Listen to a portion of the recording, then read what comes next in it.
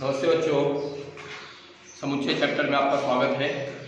आप यहाँ पे देख रहे हैं कि आपके समक्ष यहाँ पर एक चित्र दिया गया है। पहला है फूलों का गुलदस्ता, दूसरा है पंछियों का झुंड, तीसरा है चाबियों का गुच्छा, चौथा है कापियों का गट्ठर, पांचवा है 1 से 10 तक की गणन संख्याएं और छठा है वर्ष के हिंदी महीनों के नाम। प्यारे बच्चों, आप इस चित्र की प्रत्येक वस्तु को आसानी से गिन सकते हैं और बता सकते हैं, यानी ये सभी चीज़ें सुस्पष्ट हैं। तो जो चीज़ें सुनिश्चित हों और जिन्हें हम अच्छी तरह से बता सकते हैं, जो सुपरिभाषित हों, उनको हम क्या कहते हैं? समुच्चय। तो यहाँ पर जो समूह की चीज़ें हैं, इनको हम आसानी से बता सकते हैं और समझा सकते हैं। इसी प्रकार से आप देख रहे हैं सप्ताह के दिन। सप्ताह के दिन को हम आसानी से गिन सकते हैं: सोमवार, मंगलवार, बुधवार, गुरुवार, शुक्रवार, शनिवार, रविवार। इसी प्रकार से एक वर्षीय महीने: जनवरी, फरवरी, मार्च, अप्रैल, मई, जून, जुलाई, अगस्त, सितंबर, अक्टूबर, नवंबर, दिसंबर। तो ये सभी चीज़ें सुपरिभाषित हैं, अर्थात इस पर एक ही राय है, एक ही मत है। तो इनका समावेश किसके अंतर्गत होगा? समुच्चय के अंतर्गत। जहाँ पे भिन्न भिन्न राय हो जाए, अलग अलग मत हो जाए, ऐसी वस्तुओं का समावेश समुच्चय में नहीं होता है। उसके लिए भी आपके समक्ष उदाहरण है। जैसे देख सकते हैं कक्षा के प्राक्रमी विद्यार्थी। अब कक्षा के प्राक्रमी विद्यार्थी यहाँ पर थोड़ा सा अलग अलग मत हो जाता है, क्योंकि कक्षा में अलग अलग तरह के विद्यार्थी हैं। जैसे कुछ विद्यार्थी पढ़ने में तेज होते हैं, तो कुछ विद्यार्थी चित्रकारी में तेज होते हैं, कुछ विद्यार्थी खेलकूद में अच्छे होते हैं, कुछ विद्यार्थी भाषण संभाषण में अच्छे होते हैं। तो यहाँ कोई निश्चित पैमाना नहीं दिया गया है कि कैसे विद्यार्थी। तो इस तरह से ऐसे विद्यार्थियों का समावेश समुच्चय में नहीं होता है। हाँ, आप उदाहरण के तौर पर देखें, इस तरह से कहा जाए कि कक्षा के वे सभी विद्यार्थी जिनका वजन 50 किग्रा या 50 किग्रा से अधिक है, तो ऐसे सभी विद्यार्थियों का समावेश समुच्चय के अंतर्गत होगा। एक बात और जरा आप ध्यान दीजिए। जैसे कक्षा में एक विद्यार्थी है महेश। मैंने उससे कहा, बेटा आपके मनपसंद के 3 हीरो का नाम बताओ। तो उसने कहा, सर जी मेरे मनपसंद के 3 हीरो शाहरुख खान, सलमान खान और अजय देवगन। दूसरा विद्यार्थी है गणेश। मैंने कहा, बेटा आप अपने मनपसंद के 3 हीरो का नाम बताओ। तो उसने कहा, अमिताभ बच्चन और धर्मेंद्र और अक्षय कुमार। तो देखो, यहाँ पर व्यक्ति के ऊपर निर्भर है, उसकी रुचि है। तो ऐसी चीजें भिन्न भिन्न हो सकती हैं, अलग अलग हो सकती हैं, तो इनका समावेश समुच्चय के अंतर्गत नहीं होगा। यहाँ दिया है महाराष्ट्र के मजबूत किले। यहाँ भी महाराष्ट्र के मजबूत किले। अब सिंधुदुर्ग किला और यहाँ पे अलीबाग का किला या फिर जंजीरा किला। अब किले की मजबूती हम कैसे मापें? इसके लिए कोई निश्चित पैमाना नहीं है। इस प्रकार से ऐसे किलों का जो समुच्चय होगा वह समुच्चय नहीं कहलाएगा। ऐसे किलों का जो समूह होगा समुच्चय नहीं कहलाएगा। आरंभ की 10 गणन संख्याएं, इसको भी आप आसानी से गिन सकते हैं। 1 2 3 4 5 6 7 8 9 10 सर्वमान्य है। किसी से भी कहेंगे वो कह सकते हैं 1 से 10 तक की गणन संख्याएं, 1 से 20 तक की गणन संख्याएं या 1 से 30 तक की गणन संख्याएं। तो जब आपने एक उनको शर्त दे दी है कि भाई 1 से 10 तक की गणन संख्याएं, इसमें कोई फेरबदल नहीं हो सकता है। या आपने कह दिया 1 से 20 तक की गणन संख्याएं, तो 1 से 20 तक की गणन संख्याएं सभी लोग कहेंगे, अर्थात ये सर्वमान्य है। इसलिए ऐसी संख्याओं का समूह जो है समुच्चय कहलाएगा। यहाँ छठा दिया हमारे सौरमंडल के ग्रह। सौरमंडल के ग्रह भी तय हैं। कौन कौन से हैं? बुध, शुक्र, पृथ्वी, मंगल, गुरु, शनि और वरुण। तो इस प्रकार से आप देखेंगे कितने ग्रह हो गए हमारे? 8। कौन कौन से? बुध, शुक्र, पृथ्वी, मंगल, गुरु, शनि, वरुण, अरुण। तो इस प्रकार से 8 ग्रह हैं। सभी लोग 8 ग्रह ही बताएंगे, हमारे सौरमंडल के ग्रह हैं। तो इसमें कोई फेरबदल नहीं है। इसलिए इन ग्रहों का जो समूह है वो समुच्चय कहलाएगा। अर्थात हमारी परिभाषा जो तैयार हो गई है कि सुपरिभाषित वस्तुओं के संग्रह को समुच्चय कहते हैं। फिर से ध्यान दो बच्चों, सुपरिभाषित वस्तुओं के संग्रह को समुच्चय कहते हैं। A collection of well defined objects is known as set. A collection of well defined objects is known as set. अब प्यारे बच्चों ध्यान दो, समुच्चय को प्रदर्शित करने के लिए, दर्शाने के लिए अंग्रेजी के अंक और अक्षरों का उपयोग किया जाता है। तो उसे हम कैसे प्रदर्शित करते हैं उसे आप देखें। समुच्चय का नाम देने के लिए अंग्रेजी के कैपिटल लेटर ABCD Z तक आप किसी भी अक्षर का प्रयोग कर सकते हैं और उसके आगे बराबर का निशान लगा करके धनु कोष्ठक में समुच्चय के घटक को हम किसी भी क्रम में लिख सकते हैं। बस शर्त यही है कि एक घटक को दो बार नहीं लिखना है। आपको देखो A-E-I-O-U ये अंग्रेजी वर्णमाला के स्वर हैं, इन्हें हम किसी भी क्रम में लिख सकते हैं। हमारी इच्छा है तो पहले हम I लिख दें, उसके बाद O लिखें, फिर A लिखें, इस तरह से क्रम आगे पीछे कर सकते हैं, लेकिन एक घटक को दो बार नहीं लिखना है, इस बात को ध्यान रखेंगे। दूसरा समुच्चय दिया है B, इसमें 1 से 10 तक की गणन संख्याएं हैं। इसे हम कैसे लिखे हैं? कैपिटल B नाम दिए हैं, कोई भी नाम आप दे सकते हो, बराबर का निशान, धनु कोष्ठक में 1 2 3 4 5 6 7 8 9 10 या फिर क्रम बदलकर जैसे 10 9 8 7 6 5 इस तरह से भी आरोही अवरोही क्रम में या किसी भी क्रम में आप इसे लिख सकते हैं। क्रम के लिए कोई शर्त नहीं है, लेकिन शर्त यही है कि एक घटक को दो बार नहीं लिख सकते। जैसे यहाँ पर देखें A, तो एक यहाँ लिखे फिर यहाँ 1 लिख दिए, नहीं चलेगा, गलत हो जाएगा। अब थोड़ा हमें ध्यान देना है कि दिया गया घटक दिए गए समुच्चय का घटक है। जैसे इसमें दिया है E, समुच्चय A का घटक है, इसे हम कैसे दर्शाएंगे? या 5 समुच्चय A का घटक नहीं है, 2 समुच्चय A का घटक नहीं है, इसे हम कैसे दर्शाएंगे? इसके लिए आप यहाँ पर देखिए, मैंने यहाँ लिखा है E समुच्चय A का घटक है। E समुच्चय A का घटक है। का घटक के लिए इस चिन्ह का प्रयोग किया गया है। इस चिन्ह को क्या पढ़ते हैं? मैंने यहाँ लिखा है का घटक है। इसी प्रकार से 2 समुच्चय A का घटक नहीं है, 2 समुच्चय A का घटक नहीं है। यह जो चिन्ह बनाया गया है इसको क्या पढ़ते हैं? का घटक नहीं है। तो समुच्चय का घटक है या समुच्चय का घटक नहीं है, उसे दर्शाने के लिए आपको चिन्ह बताया गया है, उसे ध्यान में रखिए। इसके अलावा बच्चों यहाँ पर आपको प्राकृतिक संख्याओं का समुच्चय दिया गया है, जिसे हम कहते हैं नेचुरल नंबर्स। इसके अंदर 1 2 3 4 5 6 7 8 9 10 इस तरह से संख्याएं आप अनंत तक लिख सकते हैं। उसी प्रकार से पूर्ण संख्याओं का समुच्चय यह शून्य से प्रारंभ होकर 1 2 3 4 5 6 7 8 9 10 अनंत तक आप लिख सकते हैं। तीसरा दिया है आपको इंटीजर नंबर्स यानी पूर्णांक संख्याएं, और इसमें क्या है?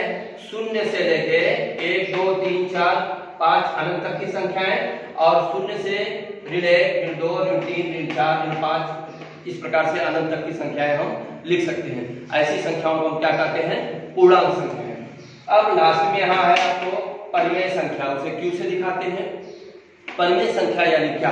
परिमेय संख्या बच्चों P/Q के रूप में लिखी जाने वाली सभी संख्याओं को परिमेय संख्या कहते हैं। जैसे P की जगह 2 ले लिए, Q की जगह 3 ले लिए, तो क्या हुआ? 2/3, 5/7, ऋण 3/6, 5/8। लेकिन बटे में शून्य नहीं आना चाहिए।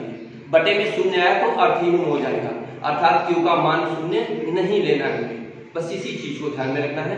उसको हम वाचन कैसे करेंगे, पढ़ेंगे कैसे? यहाँ पर देखो, समुच्चय Q के घटक P/Q ऐसे हैं कि एक खड़ी रेख जो खींचा है उसे क्या पढ़ते हैं? ऐसे हैं कि P तथा Q पूर्णांक संख्या के घटक है तथा Q का मान शून्य नहीं है या Q का मान शून्य के बराबर नहीं है, तो इसे हम कहते हैं परिमेय संख्या। अब थोड़ा सा हम ध्यान देंगे समुच्चय को कैसे प्रदर्शित करते हैं, उसे हमने देखा। अब यह हमें ध्यान देना है कि समुच्चय लिखने की मुख्य रूप से 2 पद्धतियां हमारी कौन कौन सी हैं। तो समुच्चय लिखने की 2 पद्धतियां हैं, एक है सूची पद्धति और दूसरी है गुणवर्ण पद्धति। सूची पद्धति क्या होती है? सूची पद्धति में समुच्चय के घटकों को अलग अलग लिखा जाता है और प्रत्येक घटक के बाद अल्पविराम का चिन्ह लगाया जाता है। शर्त यही है कि एक घटक को 2 बार नहीं लिखना है। दूसरी पद्धति जो है हमारी गुणवर्णन पद्धति। गुणवर्णन पद्धति में समुच्चय के घटकों को अलग अलग न लिख करके समुच्चय के जो सामान्य घटक हैं उन्हें अक्षर द्वारा दर्शाया जाता है तथा उसके सामने एक खड़ी रेख खींच करके उस अक्षर का गुणधर्म लिखा जाता है। तो इसी बात को ध्यान में रखना है, सूची पद्धति कैसी है और गुणन पद्धति कैसी है, कैसे हम लोग व्यक्त कर सकते हैं। यहाँ चार्ट की तरफ आप देखिए, इसमें उदाहरण आपको दिया है। पहला है समुच्चय ए। समुच्चय ए बराबर धनु कोष्टक में 2, 4, 6, 8, 10, 12, 14 इस प्रकार से संख्याएं दी गई हैं। इन्हें आप देख सकते हो 2, 4, 6, 8, 10, 12, 14 ये सम संख्याएं हैं। थोड़ा सा देखो मैटर है सम संख्या का, तो हम आपको बता दे रहे हैं सम संख्याएं क्या होती हैं। वे संख्याएं जिनके इकाई के स्थान पर 0, 2, 4, 6 अथवा 8 है, उन्हें हम सम संख्या कहते हैं। जैसे 10, 12, 14, 16, 18, 20 इस तरह से आप आगे चले जाइए, ये सम संख्या कहलाएगी। इसी में आएगा आपको विषम संख्या। वे संख्याएं जिनकी इकाई के स्थान पर 1, 3, 5, 7 या 9 आए, उनको हम विषम संख्या कहते हैं। उदाहरण के लिए 11 ले लो, 13 ले लो, 15, 17, 19, 21, 23 इस क्रम में आगे बढ़ते चले जाइए, विषम संख्या मिलेगी। सम हो गया, विषम हो गया। थोड़ा सा भाज्य और अभाज्य पर भी ध्यान दे लें, क्योंकि आगे हमें पूछा जाएगा। भाज्य संख्या किसे कहते हैं? वे संख्याएं जिनके इकाई के स्थान पे 0, 2, 4, 6 अथवा 8 है, भाज्य कहलाती हैं। लेकिन थोड़ा सा और एक परिभाषा है इसकी। वे संख्याएं जो स्वयं के पहाड़े में, एक के पहाड़े में और अन्य किसी भी संख्या के पहाड़े में है, उन्हें हम क्या कहते हैं? भाज्य संख्या। उदाहरण के लिए जैसे आपने 8 ले लिया, 8 स्वयं के पहाड़े में आता है, 1 के पहाड़े में आता है, इसके अलावा किसके पहाड़े में आता है? 2 के पहाड़े में आता है, 4 के भी पहाड़े में आता है। आपने ले लिया 15 ले लिया, चलो ठीक है, 15 के पहाड़े में आता है, 1 के पहाड़े में आता है और किसके पहाड़े में? 3 के पहाड़े में भी आता है, 5 के पहाड़े में भी आता है। तो इस तरह से जो संख्याएं स्वयं के पहाड़े में, 1 के पहाड़े में और इसके अतिरिक्त अन्य किसी भी संख्या के पहाड़े में आए, वो भाज्य कहलाती है। अभाज्य संख्याएं वे संख्याएं जो केवल और केवल स्वयं और 1 के अतिरिक्त अन्य किसी भी संख्या के पहाड़े में न आए, वो क्या कहलाती हैं? अभाज्य संख्या। तो प्यारे बच्चों, सम, विषम, भाज्य, अभाज्य मैंने बताया। इस विचार को ध्यान में रखेंगे तो आगे जो आपको प्रश्न आएंगे उन्हें हल करने में आपको आसानी होगी। तो यहाँ पर आपको दिया गया है समुच्चय ए के घटक हैं 2, 4, 6, 8, 10, 12, 14 इस तरह से सूची पद्धति में लिखा गया है। अब इसमें देखेंगे खास बात क्या है, ये सभी संख्याएं सम संख्याएं हैं और क्या है, 1 से बड़ी हैं और 15 से छोटी हैं। बस इसी गुणधर्म को ध्यान में रखते हुए हम आगे चलेंगे। यहाँ है ए बराबर धनु कोष्टक में, यानी इसका वाचन कैसे करेंगे वो देखें। समुच्चय ए के घटक यक्ष ऐसे हैं कि यक्ष यह संख्या 15 से छोटी समप्राकृत संख्या है। बहुत ध्यान से देखेंगे इसका वाचन कैसे करते हैं। समुच्चय ए के घटक यक्ष ऐसे हैं कि यक्ष यह संख्या 15 से छोटी समप्राकृत संख्या है। इसे दूसरी तरह से भी हम लिख सकते हैं। समुच्चय ए के घटक यक्ष ऐसे हैं कि यक्ष यह समप्राकृत संख्या है तथा यक्ष का मान, x का जो मान है वह 1 से बड़ा और 15 से छोटा है। बस इसी चीज को ध्यान में देते हुए हम लोग लिख सकते हैं। दूसरा उदाहरण है हमारे सामने समुच्चय बी। समुच्चय बी है सूची पद्धति में लिखा हुआ है, सॉरी गुणवर्णन पद्धति में लिखा गया है, इसे हम सूची पद्धति में लिखेंगे। तो समुच्चय बी बराबर धनु कोष्टक है। तो समुच्चय बी के घटक यक्ष ऐसे हैं कि यक्ष यह 1 से 20 के बीच की पूर्ण वर्ग संख्या है। अब यहाँ ध्यान दीजिए, 1 से हमें ध्यान देना क्या है, 1 से 20 के बीच की और पूर्ण वर्ग संख्या। तो पूर्ण वर्ग संख्याएं कौन कौन सी हैं? ध्यान दो, कक्षा 8 में आपने पढ़ा होगा वर्ग वर्गमूल। तो आपको थोड़ा ध्यान देना है। 1 का वर्ग 1, 1 में 1 से गुणा करेंगे 1 आएगा। 2 का वर्ग 4, 2 में 2 से गुणा किया तो आपने 4 आएगा। तो यह 1 का वर्ग 1 जो प्राप्त किया पूर्ण वर्ग संख्या है। 2 का वर्ग 4 जो प्राप्त किए पूर्ण वर्ग संख्या है। 3 का वर्ग 9 प्राप्त किए 9 पूर्ण वर्ग संख्या है। 4 का वर्ग 16 और 16 जो है पूर्ण वर्ग संख्या है। इसी प्रकार से 5 का वर्ग 25, 25 पूर्ण वर्ग संख्या है। इसी क्रम में आगे बढ़ते जाएंगे और हमें पूर्ण वर्ग संख्याएं मिलती जाएंगी। हमें जो शर्त दी गई है 1 से 20 के बीच की पूर्ण वर्ग संख्या, इसे हमें सूची पद्धति में लिखना है। यहाँ आप देखिए हमने लिखा है बी बराबर धनु कोष्टक में पहली पूर्ण वर्ग संख्या 1, दूसरी 4, तीसरी 9 और चौथी 16, पांचवी जो हो जाएगी 25 हो जाएगी। तो उसको हम नहीं ले सकते हैं क्योंकि हमें 1 से 20 के बीच की पूर्ण वर्ग संख्या कही गई है, तो हमने उसे लिखा हुआ है। फिर आगे देखेंगे यहाँ समुच्चय सी में सूची पद्धति में लिखा गया है, इसे हमें गुणवर्ण पद्धति में लिखना होगा। तो समुच्चय सी के घटक क्या है? EAT। अभी मैंने आपसे कहा कि जो सूची पद्धति में लिखा है उसे गुणवर्ण पद्धति में लिखने के लिए उसमें क्या खास गुणधर्म छिपा हुआ है उसको हमें ध्यान देना पड़ेगा। तो खास गुणधर्म के लिए आप देखेंगे यहाँ पे समुच्चय सी के जो घटक दिए हैं EAT, इससे इंग्लिश का शब्द बनता है, कोई बताएंगे क्या बनता है? ईट, EAT यानी खाना, या फिर TEA। तो इन दोनों शब्दों का आप प्रयोग गुणवर्ण पद्धति में कर सकते हैं। कैसे लिखेंगे? यहाँ देखिए समुच्चय सी के घटक यक्स ऐसे हैं कि यक्स यह अंग्रेजी शब्द टी के अक्षर हैं। फिर अगला हमें दिया है समुच्चय डी के घटक वाई ऐसे हैं कि वाई यह इंद्रधनुष के रंग हैं। अब इंद्रधनुष के रंग कौन कौन से होते हैं? क्योंकि समुच्चय डी को किस में लिखना है? हमें सूची पद्धति में लिखना है, यहाँ मैंने लिखा हुआ है। तो समुच्चय डी के घटक इंद्रधनुष के रंग, सब लोग बारिश में देख रहे होंगे, कभी कभी आकाश में बादल रहते हैं तो आप देखते होंगे इंद्रधनुष के रंग कौन कौन से हैं। तो इसके लिए मैं एक शॉर्ट फॉर्म बता रहा हूँ आपको, बैगनी हा पिनाना, यानी बैगनी, बै से बैगनी, नी से नीला, ह से हरा, आ आसमानी, पी पीला, ना नारंगी, अल्ला लाल। इस प्रकार से इंद्रधनुष में कुल 7 रंग होते हैं। इंद्रधनुष के रंगों को हम सूची पद्धति में लिख पाए। अब उसके बाद हम लोग देखेंगे यहाँ पर यम बराबर, मतलब समुच्चय यम के घटक यक्स ऐसे हैं कि यक्स यह डिवीजन शब्द के अक्षर हैं।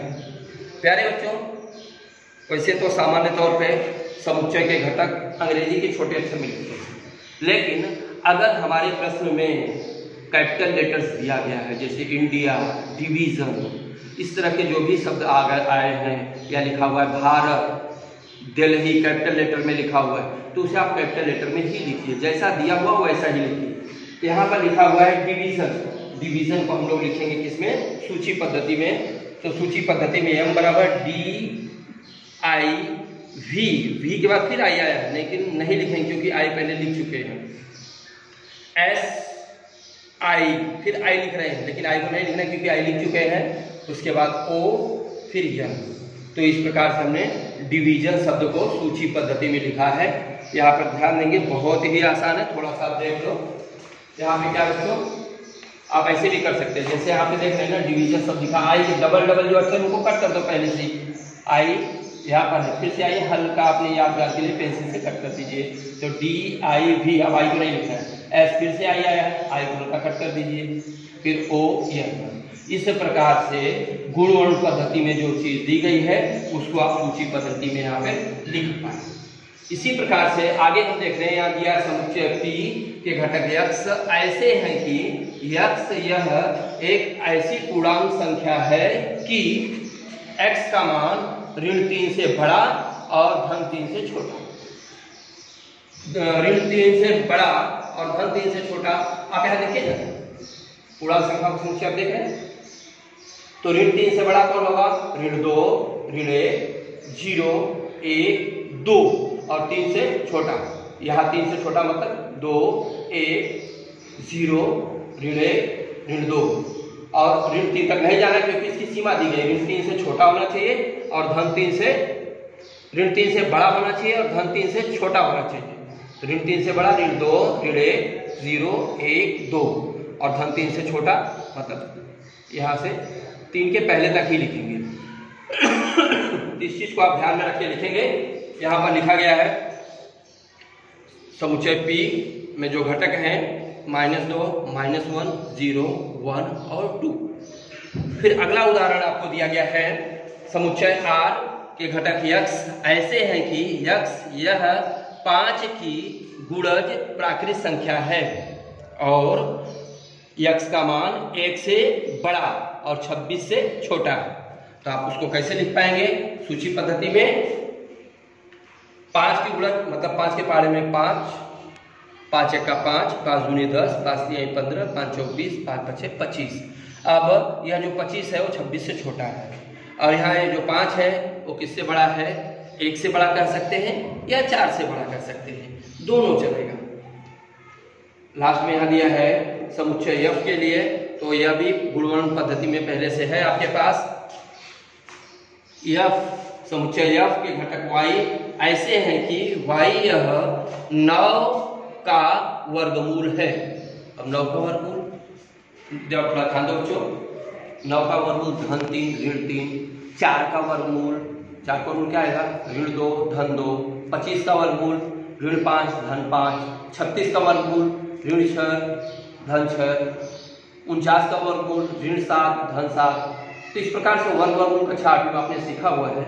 आप जब भी हम किसी संख्या का वर्गमूल लेते हैं तो प्लस माइनस में आता है, तो उसी प्रकार से 9 का वर्गमूल ऋण 3 धन 3, ऋण 3 और धन 3, तो उसको आप किसमें लिखना है? सूची पद्धति में। समुच्चय में हमने लिखा ऋण 3 कामा या अल्प विराम का चिन्ह धन 3 और धन कोष्टक बंद।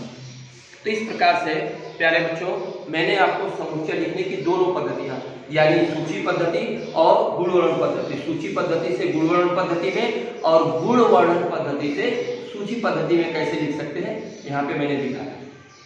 अब ध्यान दो बच्चों, इसी शब्द से संबंधित कुछ मैंने आपको घर काम दिया हुआ है। घर काम आपको शुक्रवार तक करके दिखाना है, बहुत ही आसान है, इसे आप ध्यान से करेंगे। क्या घर काम है आपको मैं बता रहा हूँ, ध्यान दो। इसे आपको 200 पेज की कॉपी में लिखना है। सूची पद्धति तथा गुणवर्णन पद्धति में लिखिए, यानी दिया गया समुच्चय है इसको आपको दोनों पद्धति में लिखना है। पहला क्या है? मानव की ज्ञानेंद्रियों का समुच्चय। मानव की ज्ञानेंद्रिय कौन कौन सी है बताओ? देखो मेरी तरफ बोलो बच्चों, मानव की ज्ञानेंद्रिय। तो मानव की ज्ञानेंद्रिय आँख, कान, नाक, जीभ और हमारी त्वचा, इनसे हमें ज्ञान मिलता है। आँख से हम ध्यान से देखते हैं, देखने का ज्ञान मिलता है।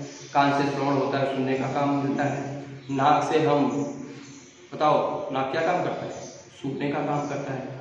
और जीभ, इससे हमें स्वाद मिलता है। और त्वचा जो है हमें स्पर्श ज्ञान देती है। तो ये हमारी ज्ञानेंद्रियां हैं, इनको आराम से आप सूची पद्धति और गुणवर्णन पद्धति में लिख सकते हो। दूसरा मैंने आपको घर काम दिया है कॉम्प्लीमेंट, इंग्लिश का शब्द है कॉम्प्लीमेंट, इसके अक्षरों का समुच्चय। तो इसको आपको गुणवर्णन पद्धति और सूची पद्धति में लिखना है। कैसे लिखना है पहले मैंने आपको समझाया है, उस वीडियो में ध्यान से देखिए तो आपको समझ में आएगा। तीसरा है 1 से 20 तक की अभाज्य संख्याओं का समुच्चय। देखो भाज्य और अभाज्य पहले मैंने आपको बताया। अभाज्य संख्या कौन कौन सी होती हैं? जो स्वयं और 1 के अतिरिक्त अन्य किसी भी संख्या के पहाड़े में न आए। तो आप 1 से 20 तक बोला गया है, आप 1 किसी पहाड़े में आता है? अपने ही पहाड़े में आता है। लेकिन ध्यान रखना, 1 न तो भाज्य है और न ही अभाज्य है, दो सम संख्या है, लेकिन यह अभाज्य संख्या है क्योंकि यह स्वयं और 1 के पहाड़े में आती है। इसके अलावा किसी भी संख्या के पहाड़े में 2 नहीं आता है। तो 2 एकमात्र अभाज्य सम संख्या है। अब उसका अनुपात आया 3, 1 और 3 के पहाड़े में आता है और किसी के पहाड़े में नहीं आता है। फिर आया 4 तो 1 के पहाड़े में और 4 के पहाड़े में, अब 2 के पहाड़े में भी आता है। तो 4 क्या हो गया? भाज्य हो गया। तो इस तरह से 1 से 20 तक आप जाइए, उसमें से केवल अभाज्य संख्याओं को चुनिए और उन्हीं को आपको लिखना है। 1 से 20 तक की अभाज्य संख्याओं का समुच्चय। ध्यान रखिएगा, 1 न तो भाज्य और न ही अभाज्य है, इसलिए 1 का चयन आप अभाज्य संख्याओं में भी नहीं करोगे और न ही भाज्य संख्या में करोगे। चौथा है पृथ्वी पर स्थित महाद्वीपों का समुच्चय। तो पृथ्वी पर हमारे 7 महाद्वीप हैं। कौन कौन से हैं?